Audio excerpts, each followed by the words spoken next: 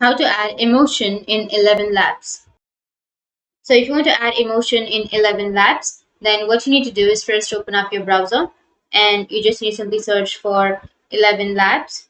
Once you've searched, you need to go with elevenlabs.io and open up the website and go with get started and make sure to log into your account. Once you've logged in, now you'll get this kind of interface, right?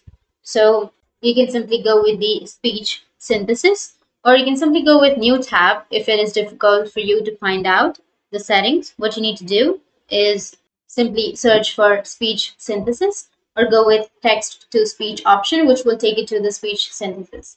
Once you're here, now you need to start typing something. So I'll just type sentence. Once you've typed, now you just need to simply go with generate speech.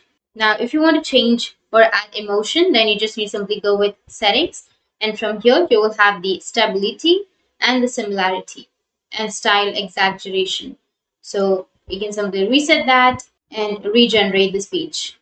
And if you're not satisfied with that, then again you can readjust and again regenerate. So that's how you can add emotion in your Elevenlabs. And if you have any questions, feel free to comment below. Thanks for watching.